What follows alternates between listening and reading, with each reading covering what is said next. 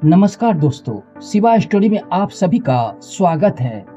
दोस्तों, आज की कहानी है अकबर किससे इतना डरते थे। तो चलिए कहानी की ओर बढ़ते हैं। दोस्तों, इस चैनल को सब्सक्राइब नहीं किए हैं तो चैनल को सब्सक्राइब जरूर कर लें। एक बार की बात है, राजा अकबर बीरबल दरबार में बैठे कुछ अहम मामलों पर चर्चा कर रहे थे।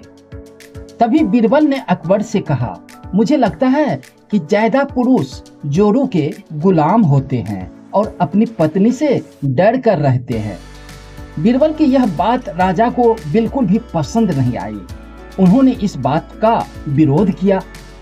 इस पर बीरबल ने अपनी बात मनवाने पर अड़ गए। उन्होंने राजा से कहा कि वे अपनी बात को सिद्ध कर सकते हैं, मगर इसके लिए राजा को प्रजा के बीच एक आदेश जारी करवाना होगा। वह आदेश था कि जिस पुरुष के अपने पत्नी से डरने की बात सामने आएगी, उसे दरबार में एक मुर्गी जमा करानी होगी। राजा बीरबल की इस बात पर तैयार हो गया।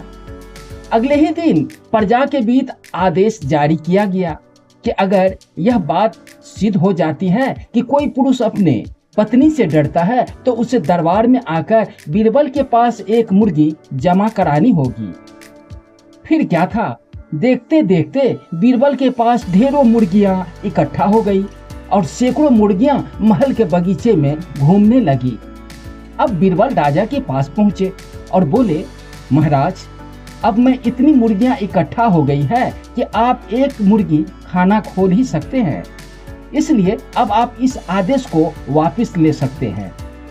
मगर राजा ने इस बात को गंभीरता से नहीं लिया और महल में मुर्गी की संख्या धीरे धीरे बढ़ती चली गई। इतनी अधिक मुर्गियां महल में जमा हो जाने के बाद भी जब राजा अकबर बीरबल के बात से सहमत नहीं हुए तो बीरबल ने अपनी बात सिद्ध करने के लिए एक नया उपाय निकाला। एक दिन बीरबल राजा के पास गए और बोले, महाराज, मैंने सुना है कि पड़ोस के राज्य में एक बहुत ही खूबसूरत राजकुमारी रहती है। अगर आप चाहे तो क्या मैं आपका रिश्ता वहां पक्का करा दूं?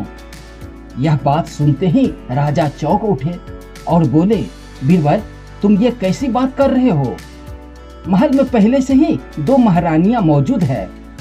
अगर उन्हें इस बात की भनक भी लग गई तो मेरी तो खैर नहीं है।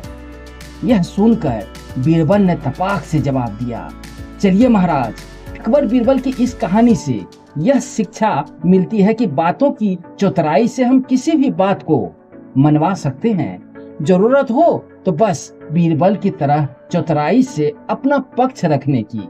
दोस्तों, यह कहानी पसंद आई हो तो चैनल को लाइक सब्सक्राइब जरूर कर दे। धन्यवाद।